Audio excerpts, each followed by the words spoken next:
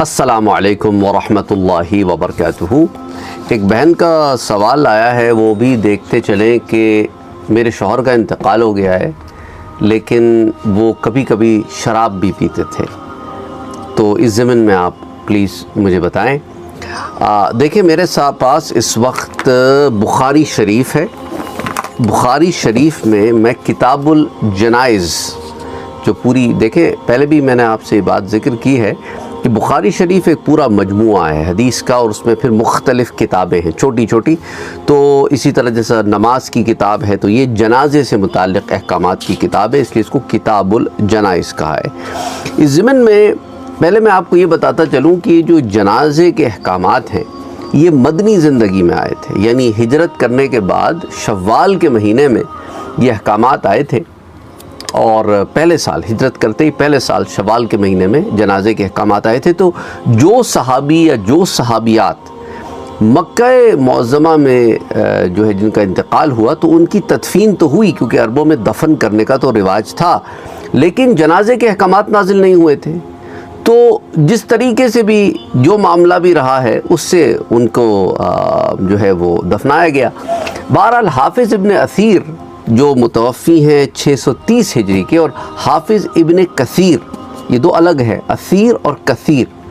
حافظ ابن کثیر جو ہیں جو متوفی ہیں جن کا انتقال ہوا ہے 774 ہجرہ میں، انہوں نے ان دونوں حضرات نے یہ لکھا ہے کہ حضور اکرم صلی اللہ علیہ وآلہ وسلم کے مدینہ منورہ ہجرت فرمانے کے 7 مہینے کے بعد مسلمانوں میں جو سب سے پہلے فوت ہوئے وہ تھے حضرت اسعد ابن زرارہ رضی اللہ تعالیٰ عنہ۔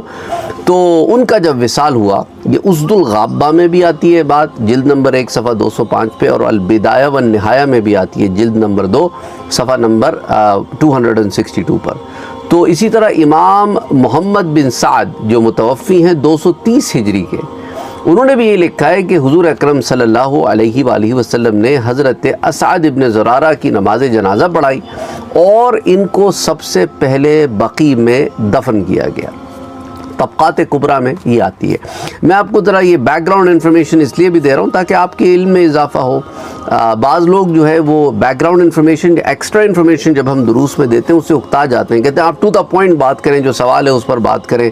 آپ اب جو دوسری انفارمیشن میں آپ کو دے رہا ہوں، کیا وہ دین سے باہر کی انفارمیشن نہیں ہے نا؟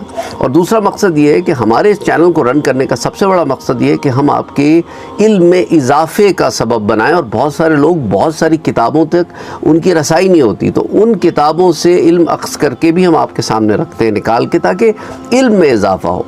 علم کا حاصل کرنا تو ہر مسلمان مرد و عورت پر فرض ہے۔ بہرحال اس ضمن میں یہ بعض تفصیلات آتی ہیں، اور حافظ ابن حجر عسقلانی رحمۃ اللہ علیہ جو متوفی ہیں 852 ہجرہ کے، آپ لکھتے ہیں کہ امام بغوی رحمۃ اللہ علیہ نے کہا کہ مجھے یہ خبر پہنچی ہے کہ ہجرت کے بعد صحابہ میں جو سب سے پہلے فوت ہوئے وہ حضرت اسعد ابن زرارہ رضی اللہ تعالیٰ عنہ تھے، اور حضور اکرم صلی اللہ علیہ وآلہ وسلم نے سب سے پہلے جس کی نماز جنازہ پڑھائی وہ یہی صحابی رسول ہیں۔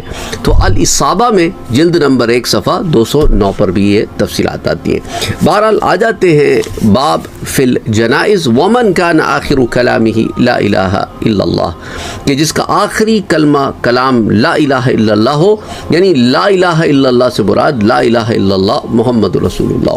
تو اس ضمن میں حضرت معاذ ابن جبل رضی اللہ تعالی عنہ سے ایک روایت آتی ہے کہ حضور اکرم صلی اللہ علیہ وآلہ وسلم نے ارشاد فرمایا کہ جس شخص کا آخری کلام لا الہ الا اللہ ہو وہ جنت میں داخل ہوگا۔ اور سنن ابی داؤد کی روایت ہے، حدیث 3116، مسند امام احمد کی جلد نمبر 5 233 پیج نمبر پر بھی روایت آتی ہے، اور اسے امام حاکم جو ہے المستدرک میں بھی روایت کرتے ہیں جلد نمبر 1 صفحہ 351 پر۔ اور اسی طرح امام ابن حبان کی بھی روایت آتی ہے کہ جس کا موت کے وقت آخری کلام لا الہ الا اللہ ہو وہ جنت میں داخل ہوگا۔ صحیح ابن حبان میں یہ حدیث آتی ہے۔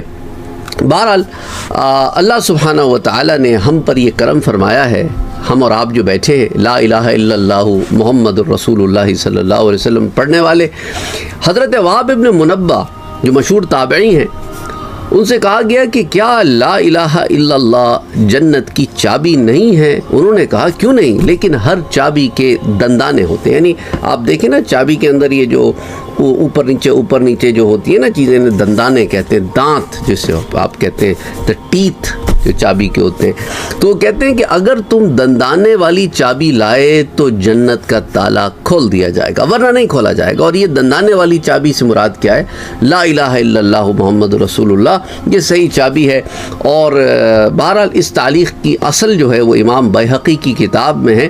وہ اپنی سند کے ساتھ روایت کرتے ہیں کہ ایک شخص نے حضرت وہاب ابن منبہ سے کہا کہ کیا لا الہ الا اللہ جنت کی چابی نہیں ہے؟ تو انہوں نے کہا کیوں نہیں اے میرے بھتیجے، لیکن یہ بات یاد رکھو کہ ہر چابی کے دندانے ہوتے ہیں، بس جو شخص دندانے والی چابی لائے گا اس کے لیے دروازہ کھلے گا، اور جو ایسی چابی نہیں لائے گا اس کے لیے دروازہ نہیں کھلے گا. تو امام بیہقی نے کتاب الاسماء والصفات میں اس روایت کو بیان کیا ہے، پیجز 109 اور 110 پر.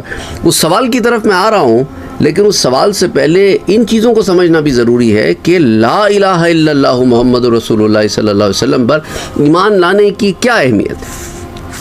آ جائیں بخاری شریف کی اگلی روایت کی طرف. اگین مختلف نسخوں میں مختلف نمبر ہوتے ہیں روایتوں کے، تو بہرحال میرے سامنے جو بخاری شریف کا نسخہ ہے اس میں حدیث 1237 ہے، اور ایک اور جو بخاری شریف کا میرے سامنے نسخہ ہے اس میں یہ حدیث نمبر ذرا مختلف ہی ہے، 1159 ہے. لیکن بہرحال کتاب الجنائز ہی میں یہ روایت آتی ہے. امام بخاری روایت کرتے ہیں کہ ہمیں موسیٰ بن اسماعیل نے حدیث بیان کی، اور پھر آگے پورا حضرت ابو ذر رضی اللہ تعالیٰ عنہ تک پورا ایک سلسلہ ہے جو ہے لوگوں کا جن سے روایتیں نقل کی گئی ہیں. حضرت ابو ذر رضی اللہ تعالیٰ عنہ روایت کرتے ہیں کہ حضور اکرم صلی اللہ علیہ وسلم نے فرمایا کہ میرے پاس میری رب کی طرف سے آنے والا آیا، بس اس نے مجھے خبر دی یا فرمایا مجھے بشارت دی کہ جو شخص میری امت میں سے اس حال میں مرے کہ وہ اللہ سے بالکل شرک نہیں کرتا تھا تو وہ جنت میں داخل ہوگا. اب حضور اکرم صلی اللہ علیہ وسلم نے یہ جو فرمایا نا کہ میرے پاس اتانی آتم من ربی فاخبرنی، یعنی ایک فرشتہ آیا، اللہ سبحانہ و تعالیٰ نے ایک فرشتے کو خاص میرے نبی کے پاس بھیجا صرف اس پیغام کے ساتھ. اب آپ یہ دیکھیں کہ لا الہ الا اللہ محمد رسول اللہ کہنے کی کتنی اہمیت ہے کہ اللہ سبحانہ و تعالیٰ نے خاص فرشتے کو نازل فرمایا کہ حضور تک یہ پیغام پہنچایا جائے، اور پیغام حضور کی امت کے لیے. تو یہ اللہ کی رحمت ہے اس امت پر، اور رحمت للعالمین نے اس پیغام کو اللہ کے بندوں تک پہنچایا کہ جو شخص لا الہ الا اللہ کہے، اور شرک جس نے شرک نہ کیا، یہ نا شرک، یہ جو لا الہ الا اللہ ہے اس کا معنی کیا ہے؟ اللہ کے سوا کوئی عبادت کے لائق نہیں ہے. یہ نہیں ہے کہ لا الہ الا اللہ بھی پڑھ رہے ہیں اور پھر یہ گنیش کی پوجا بھی ہو رہی ہے، لا الہ الا اللہ پڑھ بھی رہے ہیں اور پھر ہر در پہ جا رہے ہیں کہ یہاں سے بھی مل جائے گا اور وہاں سے بھی مل جائے گا. لا الہ الا اللہ، لا الہ الا اللہ، یہ اس معنی کو سمجھے. اللہ سبحانہ و تعالی نے ہمیں اسلام کی دولت دی ہے، ہر چین کاٹ دی ہے اور صرف ایک چین جوڑی ہے، اور وہ اللہ سے جڑتی ہے. وَاعْتَصِمُوا بِحَبْلِ اللَّهِ جَمِيعًا وَلَا تَفَرَّقُوا. تو اس پر صحابی رسول کہتے ہیں کہ یا رسول اللہ صلی اللہ علیہ وسلم، اگر اس شخص نے زنا کیا ہو یا اس نے چوری کی ہو، تو آپ نے فرمایا خواہ اس نے زنا کیا ہو خواہ اس نے چوری کی ہو، جو اللہ سبحانہ و تعالیٰ کے ہاں اس حال میں آیا کہ اس نے اللہ کے ساتھ شرک نہ کیا ہو، تو اللہ سبحانہ و تعالیٰ اسے جنت میں داخل فرمائے گا. اب اس میں وضاحت بھی کرتا چلوں، اس میں بعض گناہ کبیرہ کا ذکر ہے، سب کا ذکر نہیں ہے. تو اب باقی جو گناہ کبیرہ ہیں وہ بھی اس فہرست میں آ جاتے ہیں. ضمن میں علماء کرام نے یہ فرمایا، اچھا یہ روایت صرف بخاری شریف میں نہیں ہے، یہ مسلم شریف میں بھی آتی ہے، متفقن علیہ روایت ہے. مسلم شریف میں حدیث 94 آتی ہے. پھر اسی طرح یہ مسند امام احمد میں بھی آتی ہے اور دیگر کتب حدیث میں بھی آتی ہے. ابن جوزی نے بھی روایت کیا ہے جامع المسانید میں، مسند الطحاوی میں بھی آتی ہے. تو اس حدیث میں اہل سنت کی دلیل ہے کہ جو گناہ کبیرہ کا مرتکب ہو اس کی بھی مغفرت ہو سکتی. تم گناہوں سے توبہ کرنے والے تو بنو، اور مسلمان تو بہرحال انشاءاللہ جنت میں ایونچولی داخل ہوگا. اگر اس کے گناہ بہت زیادہ ہوں تو جہنم میں اپنا ٹائم صرف کرے گا, لیکن جہنم میں ٹائم صرف کرنا don't take it lightly, do not take that lightly. یہ جہنم کو ایک سیکنڈ نہیں برداشت کر سکتے ہم. جہنم کے عذاب لا یموت فیہا ولا یبقا, اس میں ایسے عذاب ہوں گے کہ نہ موت آئے گی نہ زندگی رہے گی, درمیانی کیفیت میں بندہ اٹکا رہے گا. اللہ محفوظ رکھے. اللہم اجرنا من العذاب القبر واجرنا من العذاب النار. اللہ ہمیں جہنم کے عذاب اور قبر کے عذاب دونوں سے محفوظ رکھے, آمین. تو بہرحال ان کے گناہوں کی ابتدا مغفرت نہیں ہوئی تو انشاءاللہ پھر بعد میں اللہ سبحانہ و تعالیٰ مغفرت فرما دے گا, اور اپنے گناہوں کی سزا بھگت کر جہنم سے پھر وہ جنت میں ایونچولی داخل ہو جائیں گے. لیکن اللہ سے یہی دعا کرنی چاہیے کہ اللہ معاف فرما دے اور قبر اور جہنم کے عذاب سے ہر صورت بچا لے, جنت میں داخل فرما دے اور ہمیں معاف کر دے. لیکن اس کے اندر ان لوگوں کے لیے ایک بہت بڑی امید ہے جو جن کے پیارے چلے گئے اور وہ کسی گناہ کبیرہ کے مرتکب تھے. اللہ سے ان کے لیے معافیاں مانگتے رہیں, اللہ سے ان کے گناہوں کی مغفرت طلب کرتے رہیں.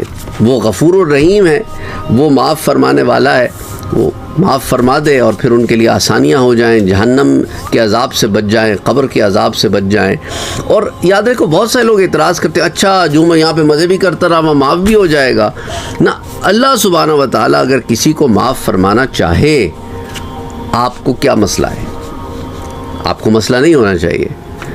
تو وہ اس کی شان ہے, وہ جس کو چاہے معاف کرے. دیکھو ہم بندے اس کے ہیں, جنت بھی اس کی ہے, جہنم بھی اس کی ہے, برزخ بھی اسی کا ہے, عذاب اس نے بندوں کی. دیکھو اللہ سبحانہ و تعالیٰ بڑا رحیم ہے, بڑا کریم ہے, وہ نہیں چاہتا اپنے بندوں کو عذاب دینا. اس نے رحمت کے 100 حصے کر کے 99 صرف قیامت کے لیے رکھے ہیں کہ بندوں پہ رحم فرمائے گا. وہ نہیں چاہتا اپنے بندوں کو جہنم کے عذاب میں مبتلا فرمانا, لیکن بندے حرکتیں ایسی کرتے ہیں. اب اس کی مرضی, اس کی شان کریمی ہے, چاہے بخش دے. اور قیامت کے دن بھی حضرت عیسیٰ علیہ السلام اللہ سے یہی فرمائیں گے, باری تعالیٰ at the end of the day بندے تو تیرے ہی ہیں, معاف کر دے. At the end of the day تیرے بندے ہیں, تو چاہے تو معاف کر دے. بلا یخاف عقبا, اللہ کسی کو آنسریبل تو نہیں ہے. تو اس لیے یہ اعتراض نہ کیا کرو کہ تم کس پہ اعتراض کر رہے ہو. اس کی مرضی, اس کی شان کریمی ہے, معاف کر دے. تو اس لیے اپنی فکر کرو, کہیں ایسا نہ ہو کہ تمہاری چھوٹی سی بات پہ پکڑے جاؤ تم, اور لوگ بڑے بڑے لوگ نکل جائیں اور پھر ہاتھ ملتے رہ جاؤ گے کہ میں نے تو اتنا کچھ کیا تھا, اور چھوٹی سی بات پہ. اس کی مرضی, اس کی شان, وہ چاہے تو ہمارے کس کو خبر کہ کس کی نمازیں قبول ہوتی ہیں. کوئی گارنٹی ہے؟ ہم پڑھتے تو ہیں, قائم بھی کرتے ہیں, پر قبول ہوتی ہے کہ نہیں اس کی کیا گارنٹی ہے؟ روزے رکھتے ہیں, قبول ہوتے ہیں کہ نہیں, کیا گارنٹی ہے؟ زکوٰۃ دیتے ہیں, قبول ہوتی ہے کہ نہیں, کیا گارنٹی ہے؟ حج کرتے ہیں, عمرہ کرتے ہیں, قبول ہوتی ہے کہ نہیں, کیا گارنٹی ہے؟ ہم کلمہ شہادہ پڑھتے ہیں, لا الہ الا اللہ محمد رسول اللہ, گارنٹی ہے قبول ہوتی ہے؟ کیا گارنٹی ہے؟ ہم پڑھتے ہیں, ہم اس امید پہ پڑھتے ہیں کہ اللہ قبول فرمائے گا. تو اس لیے ہم اس امید پہ دعا کرتے ہیں کہ باری تعالیٰ تو انہیں بخش دے, کیونکہ at the end of the day تو نے ہی تو بخشنا, اور تو ہی تو بخشنے والا ہے. اس لیے تو نے ہی تو قرآن میں فرمایا کہ اے میرے نبی میرے بندوں سے کہہ دو جنہوں نے بے پناہ گناہ کیے ہیں, بے پناہ چیزیں, میرے بہت ساری قانون توڑے ہیں, لیکن لا تقنطوا من رحمت اللہ, اللہ کی رحمت سے نا امید نہ ہونا. وہ سب کے سب گناہ معاف کرتا ہے, یغفر الذنوب جمیعا, کیونکہ وہی تو ہے گناہوں کو معاف کرنے والا, وہی تو الغفور ہے, اور وہی تو الغفار ہے, اور وہی تو الستار ہے, عیبوں کو ڈھانپنے والا, وہی تو الرحیم ہے, وہی تو الرحمن ہے. الرحیم بھی وہی ہے, الرحمن بھی وہی ہے, الکریم بھی وہی ہے. اللہ اکبر, اللہ اکبر. تو اس لیے ہمیں اعتراضات نہیں کرنے چاہیے. اچھا, بعض لوگوں نے اس روایت کی ایک الگ تشریح کی ہے. کہ یہ صحابہ نے یہ پوچھا کہ ہم سے ایام جاہلیت میں جو گناہ ہو گئے تھے، جن میں زنا تھے اور چوریاں تھیں اور یہ تھا اور وہ تھا، لیکن اکثر علماء نے اس کا یہی کہا ہے کہ نہیں، ایام جاہلیت کے بارے میں سوال نہیں کیا، وہ تو قرآن میں واضح آ گئی بات کہ وہ تو اللہ سبحانہ و تعالیٰ معاف فرما دیتا ہے، ایمان جو ہے پچھلے گناہوں کو معاف کر دیتا ہے۔ اور اللہ سبحانہ و تعالیٰ اگر کسی نے حقوق العباد میں کوئی مسئلے کیے ہوں اور جو ہے اس کے ہاتھ میں نہ ان چیزوں کو فکس کرنا جو پاس میں حقوق العباد میں اس نے ایمان لانے سے پہلے مسائل کیے تھے، تو اللہ سبحانہ و تعالیٰ اس کے حق میں آسانیاں فرمائے گا قیامت کے دن، ان لوگوں کو راضی فرمائے گا۔ جیسا اس شخص کا واقعہ آتا ہے بخاری شریف میں جس نے کئی لوگوں کو قتل کر دیا تھا، لیکن وہ چونکہ توبہ تائب ہوا اور اللہ سبحانہ و تعالیٰ نے اسے معاف فرما دیا، تو یہ مطلب نہیں ہے کہ وہ لوگوں جن کو اس نے قتل کیا تھا ان کو کچھ صلہ نہیں ملے گا، ان کے ساتھ زیادتی کا نہیں، قیامت کے دن انہیں صلہ ملے گا، ان کے ساتھ جو زیادتی ہوئی تھی اللہ سبحانہ و تعالیٰ اپنے پاس سے ان پر کرم فرمائے گا، خاص کرم اور رحم فرمائے گا۔ اچھا، اگر وہ کافر و مشرک تھے تو ان کے عذاب میں کمی ہو جائے گی، اور اگر ایمان والے تھے اور قتل کر دیے گئے تو جو ناحق قتل ہوتا ہے وہ ویسے بھی شہید ہوتا ہے، شہید حکمی ہوتا ہے، اللہ سبحانہ و تعالیٰ اس کی جنت میں اضافہ فرما دے گا، اس کے انعامات میں اضافہ فرما دے گا، بہرحال وہ راضی فرمائے گا۔ اللہ اکبر۔ اور کون اس بات سے راضی نہ ہو قیامت کے دن کہ جب اسے یہ پروانہ مل جائے کہ تم جنت میں جاؤ گے اور بغیر عذاب کے جاؤ گے۔ بہرحال اللہ سبحانہ و تعالیٰ سب کے لیے آسانیاں فرمائے، آمین۔ تو حضرت عمر ابن حفص بیان کرتے ہیں کہ ان سے میرے والد نے حدیث بیان کی، اور ان سے عامش نے، اور پھر حضرت عبداللہ ابن مسعود رضی اللہ تعالیٰ عنہ نے بیان کی کہ حضور صلی اللہ علیہ وآلہ وسلم نے فرمایا کہ جو شخص اس حال میں مرا کہ اللہ کا شریک ٹھہراتا تھا تو وہ جہنم میں جائے گا، اور میں یہ کہتا ہوں کہ جو اس حال میں مرا کہ اللہ کا کوئی شریک نہ ٹھہراتا ہو تو وہ جنت میں جائے گا۔ تو یہ روایت بھی بالکل واضح ہے ضمن میں حضرت عبداللہ ابن مسعود رضی اللہ تعالیٰ عنہ کی، اور یہ روایت جو ہے یہ صرف صحیح البخاری میں نہیں آتی، صحیح ابن حبان میں بھی آتی ہے حدیث 251، پھر حلیۃ الاولیاء میں بھی آتی ہے جلد 4 صفحہ 348 پر، پھر مسند امام احمد میں بھی آتی ہے جلد نمبر 1 میں، اور پھر جلد نمبر 6 میں بھی امام احمد اسے مسند امام احمد میں روایت کرتے ہیں۔ بہرحال اس یہ روایات میں سمجھتا ہوں کہ آپ کے 15-20 منٹ جتنے بھی آپ کے ساتھ کچھ وقت گزارنے کا موقع ملا 2-4 روز کے بعد، تو امید کرتا ہوں کہ اس سے آپ کے علم میں اضافہ ہوا ہوگا۔ وما علینا الا البلاغ۔